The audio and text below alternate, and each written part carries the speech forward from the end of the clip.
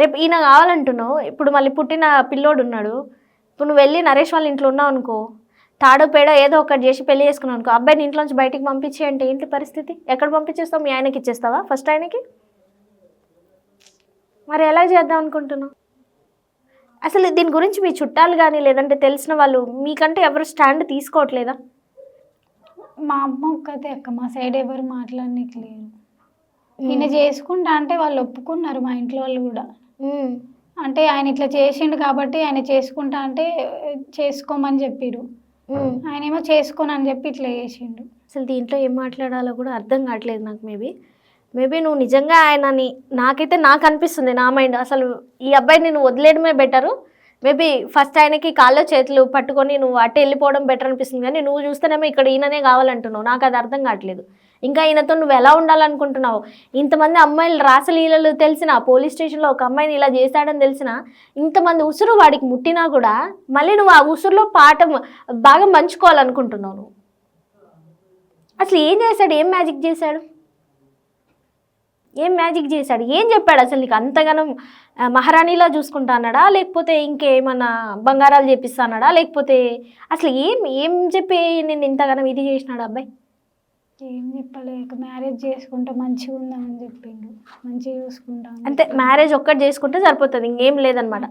Already ఒక మ్యారేజ్లోంచే ఆ ప్రాబ్లంలోంచే బయటపడి కొట్లాటలు గొడవలు అయిన తర్వాతనే నువ్వు ఒక డెసిషన్కి వచ్చిన తర్వాత మళ్ళీ మ్యారేజ్ అంత బాగుంటుందంటే ఎలా నమ్మావు నువ్వు?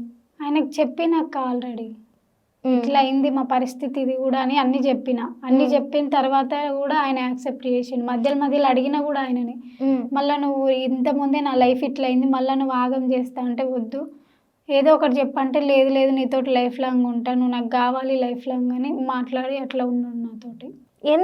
ఎన్ని సంవత్సరాల డిస్టే? ఎన్ని సంవత్సరాలు ఉన్నారు? ఒక సంవత్సరం కూడా లేదక్క, 7 months అంతే. 7 months. డబ్బులు ఇచ్చేవాడా ఎప్పుడైనా నీకు?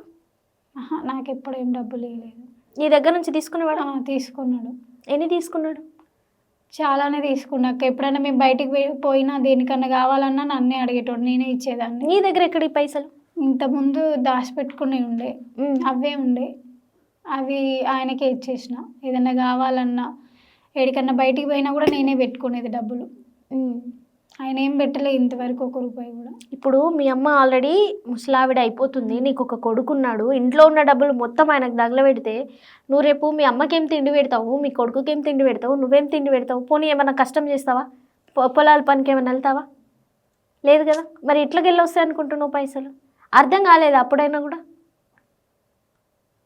ఇప్పుడు ఏముంది, ఒక 2,50,000 నీ మొహాన్ని కొట్టేసి నిన్ను వదిలించుకున్నాడు.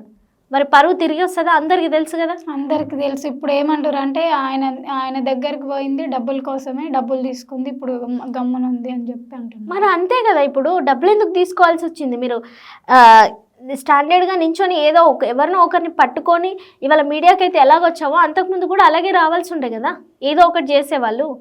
ఇప్పుడు నువ్వు డబ్బులు తీసుకున్నాక ఎవరు మాత్రం ఏం మాట్లాడాలి? అయినా కానీ అట్లాంటి ఒక మూర్ఖుని నీతో ఉన్నందుకు ఇది అని చెప్పేసి నీ చేతిలో డబ్బులు పెట్టి పంపించినోడికి అది వాడు ఇచ్చే వాల్యూ నీకు. అయినా కానీ అది నీకు అర్థం చేసుకోవట్లేదు. చాలా చిన్న ఏజ్ అనుకుంటాను ఇది నాకు తెలిసి. అంటే నేను ఇక్కడ కూర్చొని మాట్లాడుతున్నానని కాదు, కానీ నీ లైఫ్ ఏమైపోద్ది ఒక సెటన్, నీకు ఒక ఏజ్ వచ్చాక, మీ అబ్బాయి పెరిగాక జనాలు ఎలా చూస్తారు సొసైటీలో బాగా తెలుసు అనుకుంటా. మరి ఇంకా ఆయన కావాలనుకుంటున్నావా? అసలు ఆలోచించుకుంటావా నా లైఫ్ ఏమైపోతుంది, నేను ఏం స్టెప్ తీసుకుంటున్నాను, ఎక్కడ తప్పు జరిగింది ఏంటి అని చెప్పేసి? ఆలోచించుకుంటాను అక్క. ఏం ఆలోచించుకున్నా ఏం ఉపయోగం లేదంటారు, అంతేనా? ఇప్పుడు లైఫ్ అంతా ఇప్పుడు ఆగమైపోయింది, అందరికి తెలుసు, ప్రతి ఒక్కరికి తెలుసు, ఊర్లో చుట్టాలకి అందరికీ తెలుసు. వాళ్ళు నన్ను చూసినప్పుడల్లా అట్లనే అంటారు, డబ్బుల కోసమే ఇట్లా చేసింది, డబ్బులు తీసుకుంది అని.